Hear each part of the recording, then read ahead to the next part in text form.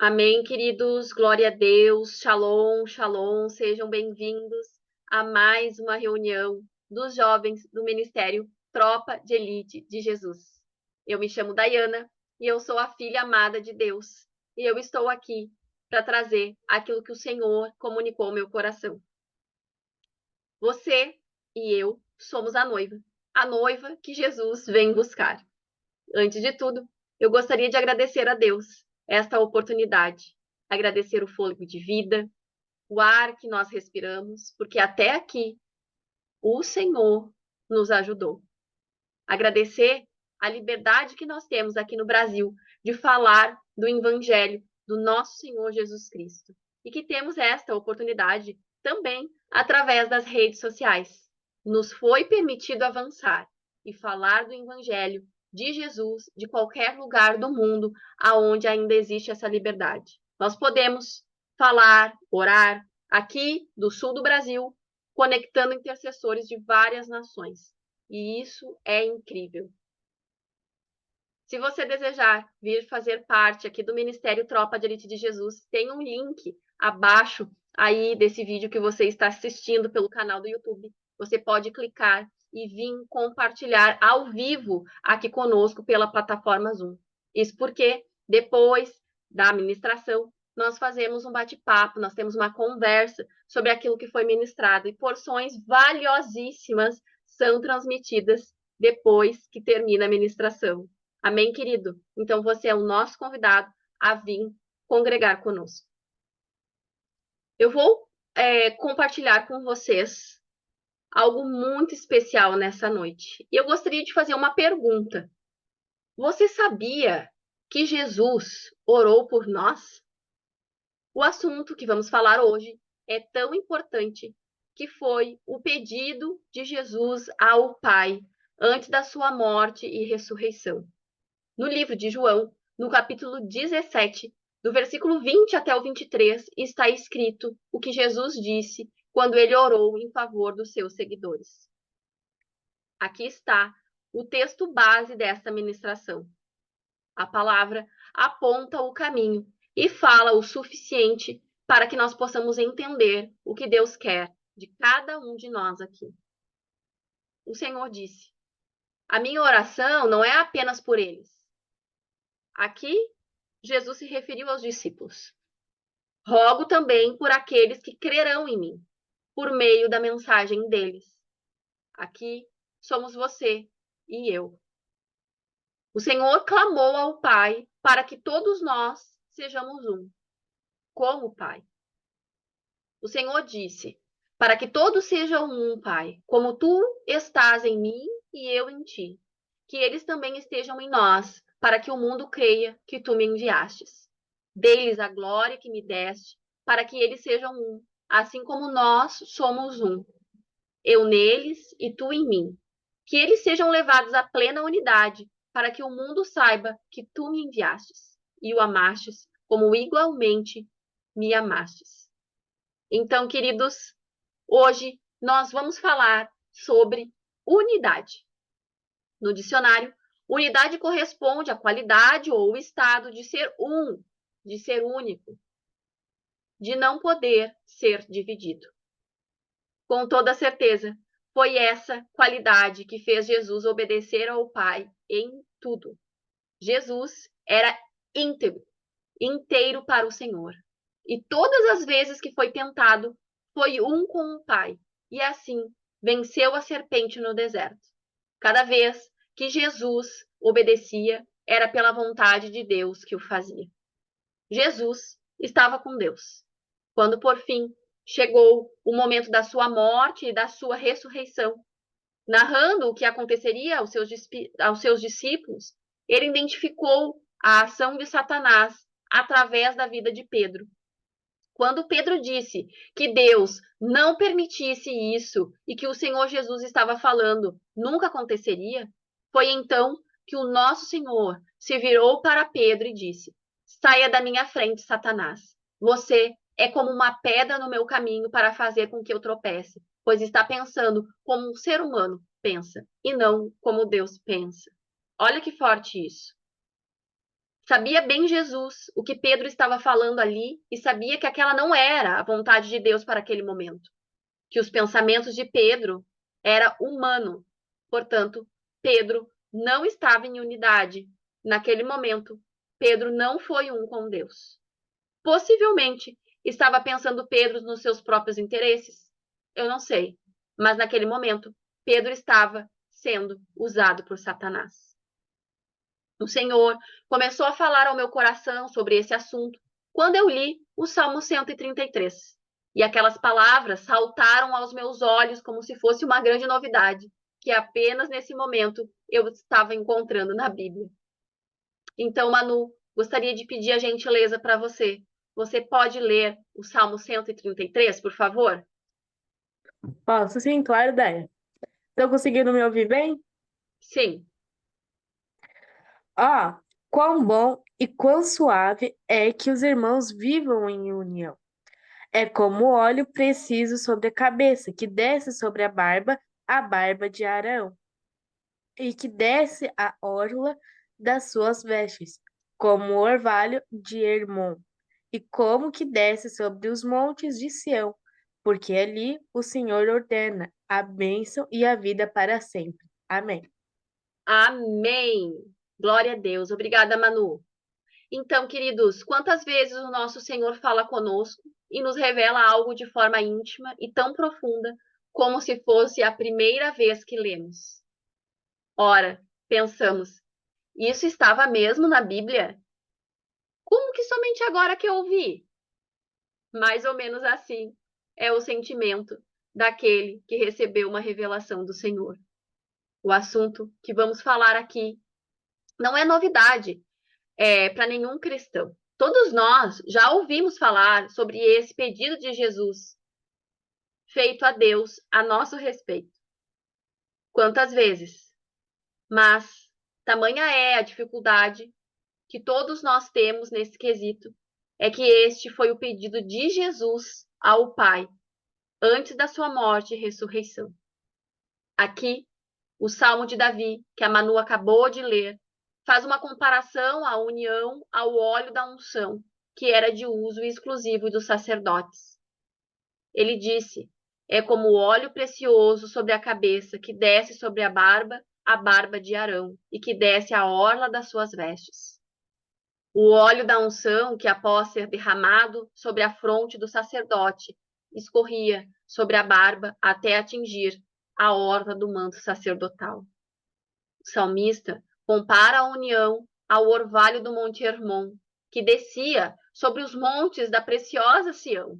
O Monte Hermon atinge uma altitude de 2.814 metros, tendo o cume coberto de neve, enquanto as terras ao seu redor são causticantes em decorrência do sol de verão, nomeado também de Monte Sagrado ou Monte Nevado.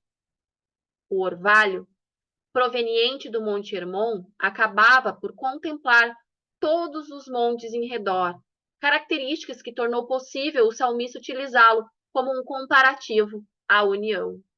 Então vemos que a união é bem mais do que todos estarem em paz.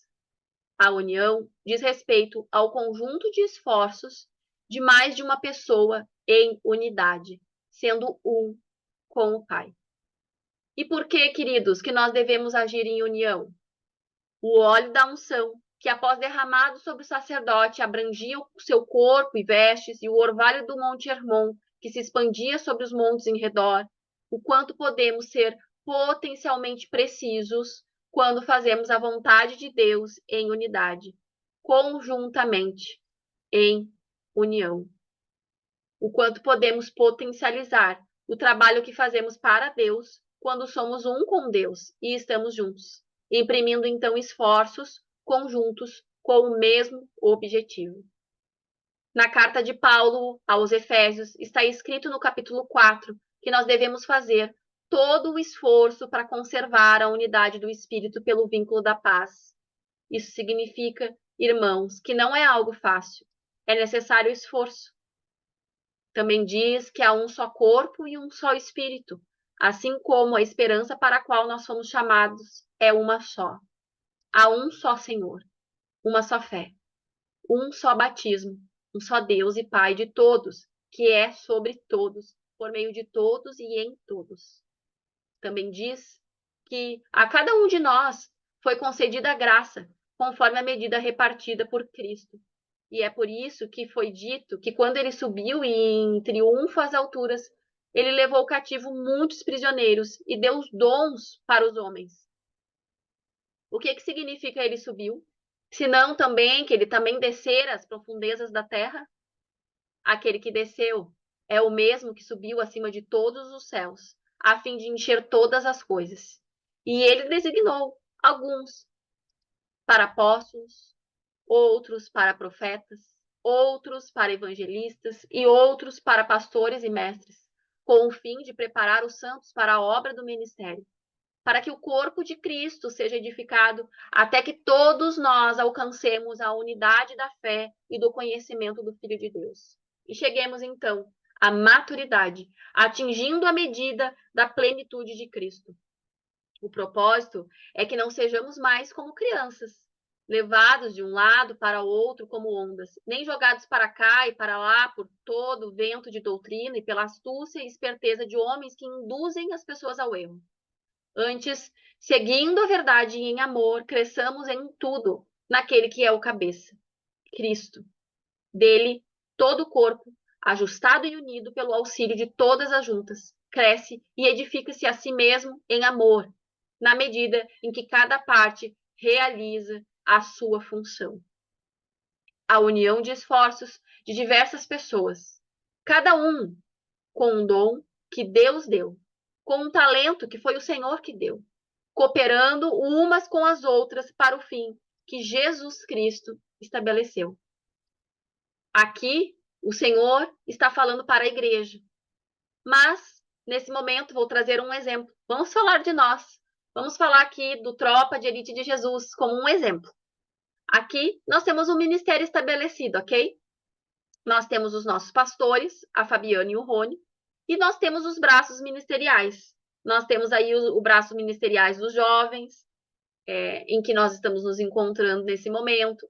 Nós temos o braço ministerial das crianças, nós temos o braço ministerial das atalaias, temos os projetos Atos, o Efatá, nós temos, então, o Tropa Missões, nós temos o Ministério de Ensino, o Techuvá, e cada integrante desse ministério desenvolve o seu trabalho através dos dons que o Senhor deu, através dos talentos. E nós imprimimos esforços para que os braços ministeriais, aonde estão inseridos, cumpram a missão que o Senhor conferiu a cada um de nós, integrantes aqui desse ministério. E qual é a missão que cada um de nós aqui temos? Nós temos a missão de fazer discípulos de Jesus, batizando-os em nome do Pai, do Filho e do Espírito Santo, e anunciando o Evangelho, ensinando as Escrituras, curando, libertando as pessoas. E glória a Deus, cada um aqui imprime esforços fazendo a sua parte. Estamos, sim, em união de esforços para que, nesse momento, a vontade de Deus, em unidade no trabalho que Deus nos chamou para fazer, seja estabelecida. A união, dita pelo salmista no Salmo 133, que foi o salmo que a Manu leu, é mais do que estar cada irmão no seu ministério, no seu braço ministerial, fazendo a sua parte. A união é todos estarem fazendo a sua parte, sim, em união de esforços para cumprir a vontade de Deus. Qual é a vontade de Deus? O que Deus quer que você faça? O que Deus estabeleceu para a sua vida? Qual é o propósito que Deus gerou a sua vida lá no ventre da sua mãe? Aqui, a unidade que Jesus pediu a Deus quando na hora da sua morte e ressurreição é que nós sejamos um para fazer a vontade do Pai. Ainda que Pedro estivesse, então, naquela situação, trilhando o caminho com Jesus, ainda que ele fosse um dos discípulos mais próximos de Jesus Cristo, Pedro não estava em unidade com Deus. E naquele momento não estava em união com Jesus. Tanto que ele tentou impedir Jesus de escutar a voz do Senhor. Pedro tentou impedir o propósito de Deus na vida de Jesus ali naquele momento. E Pedro escutou a voz de Satanás.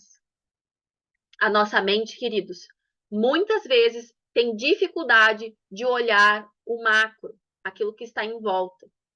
Nós temos limitações de ver os irmãos em nossa volta e cada vez mais está sendo propagada e difundida a ideia de que você deve se preocupar com você mesmo. E acabamos reproduzindo isso em tudo em nossa volta. Infelizmente, essa ideia já está há muito sendo introduzida dentro da igreja. Mais uma vez, então, vamos falar aqui do tropa, para que fique mais fácil o entendimento e para não falar, né, de outras pessoas que não somos nós. Qual é a movimentação do Espírito de Deus para nós, aqui do Tropa de Elite de Jesus? O que Deus determinou para a sua e para a minha vida aqui, enquanto ministério? Então, todos nós, embora nós tenhamos funções em várias partes deste todo, nós temos que cooperar uns com os outros para que a vontade de Deus seja estabelecida. Aí você pode estar pensando, ah, não, eu sou dos jovens do Tropa, ou eu sou das crianças, né? Eu não preciso participar das demais partes.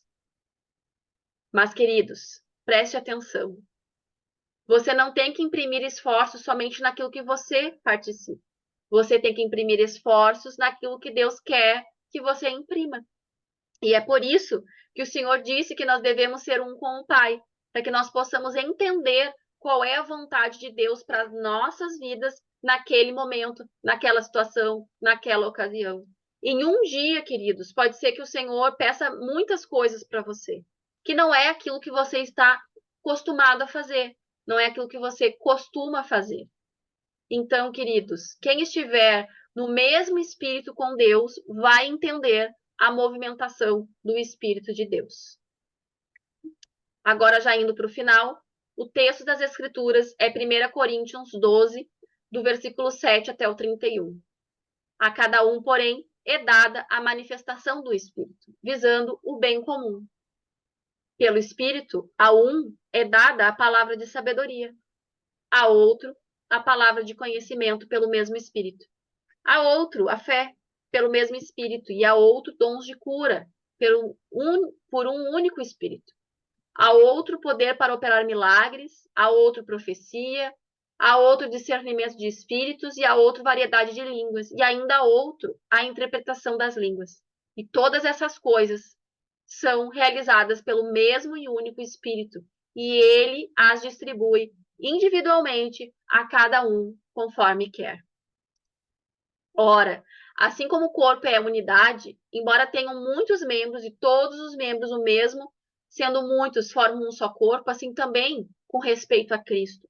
Pois em um só corpo todos nós fomos batizados em um único Espírito, quer judeus, quer gregos, quer escravos e quer livres, e a todos nós foi dado de beber de um único Espírito.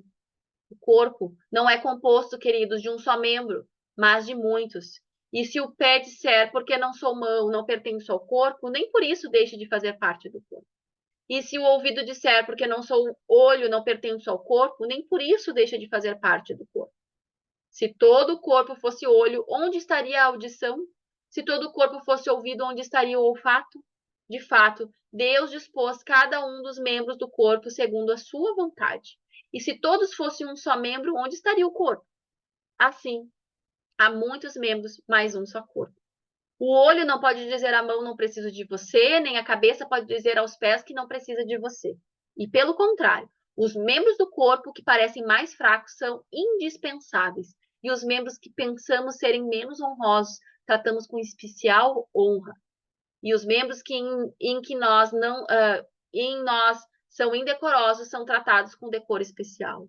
Enquanto os que em nós são decorosos não precisam ser tratados de maneira especial, mas Deus estruturou o corpo, dando maior honra aos membros que dela tinham falta, a fim de que não haja divisão no corpo, mas sim que todos os membros tenham igual cuidado uns pelos outros. Quando um membro sofre, todos os outros sofrem com ele, e quando um membro é honrado, todos os outros se alegram com ele. Ora, vocês são o corpo de Cristo e cada um de vocês individualmente é membro deste corpo. Assim, na igreja, Deus estabeleceu primeiramente os apóstolos, segundo lugar os profetas, em terceiro lugar os mestres, depois os que realizam milagres, os que têm dom de cura e os que têm dom de prestar ajuda, os que têm dons de administração e os que falam diversas línguas. São todos então apóstolos? São todos então profetas? São todos mestres? Têm todos os dons de realizar milagres? Têm todos os dons de curar? Falam todos em língua? Todos interpretam? Entretanto, busquem com dedicação os melhores dons. Passo agora a mostrar-lhes um caminho ainda mais excelente. Não raras as vezes ouvi a pastora Fabiana dizer que se tem um irmão nosso sofrendo lá na Noruega, todos nós estamos sofrendo. Nós somos a Igreja de Jesus Cristo. Assim, embora tenhamos uma função atribuída por Deus, nós devemos sempre ter uma visão de corpo de Cristo. Todos pertencemos à Igreja de Jesus. E aqui entendemos que a união dos irmãos é necessária para que o trabalho que está sendo feito seja propagado para terras secas. Assim como no Monte Hermon, é necessário muito mais do que esforços individuais, mas que sejamos um com Deus, a fim de fazer a sua vontade em união. Queridos, nós saímos das trincheiras. Nós estamos na linha de frente da batalha. E nós sabemos que o nosso general é Jesus Cristo. E com ele nós vencemos os nossos inimigos. Amém? Glória a Deus e louvado seja o nome do nosso Senhor Jesus Cristo. Agora, pegue o seu suquinho, o seu pãozinho. Se não tiver o suco, pode ser água. E nós vamos celebrar a ceia do Senhor. Amém? Então vamos lá. Pai amado, em nome de Jesus, nós te agradecemos, Senhor, pela tua palavra, Senhor. Nós te agradecemos por essa oportunidade, Senhor, de estarmos aqui reunidos, Pai, para falar do teu evangelho, Senhor. Obrigada, Jesus, pela tua misericórdia e o teu amor com as nossas vidas. Obrigada, Senhor Jesus querido, pela oportunidade que nós temos de sermos participantes da tua obra. Obrigada, Jesus, por tudo que o Senhor tem feito por nós e por ter orado por nós, Senhor. Obrigada, Jesus. Obrigada pela oração que o Senhor fez por cada um de nós, Pai. Obrigada, Jesus, por nos tornar, Senhor, participantes da tua obra. Obrigada, Senhor Deus, porque o Senhor pediu ao Pai por nós, Pai. E pela tua misericórdia, Senhor, nós estamos aqui. Obrigada, Senhor Deus, por nos resgatar, Senhor. Por nos tirar, Senhor Deus, de um lugar, Senhor, tão escuro, Senhor, e nos trazer para a luz. Eu te agradeço, Senhor Deus, em nome de Jesus. E eu oro, Senhor Deus, consagrando esses elementos da ceia a ti, Pai. E te pedindo, Deus, em nome de Jesus, que ao celebrarmos, Senhor Deus, essa ceia, nós entendamos, Pai, que nós somos parte do teu corpo e que nós precisamos, Senhor Deus, em unidade, Senhor, fazer a tua vontade. Jesus amado, eu te agradeço. Amém. Podem comer todos.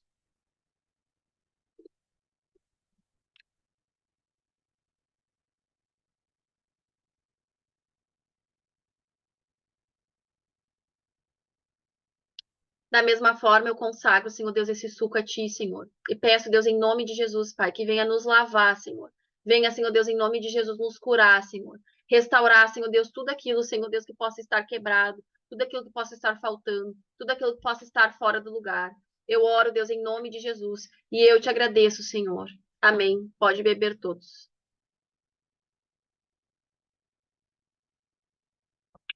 Obrigada, Senhor Deus. Louvado seja o teu nome, Pai. Nós te agradecemos, te louvamos e te bendizemos, Jesus. Amém. E obrigada, Senhor.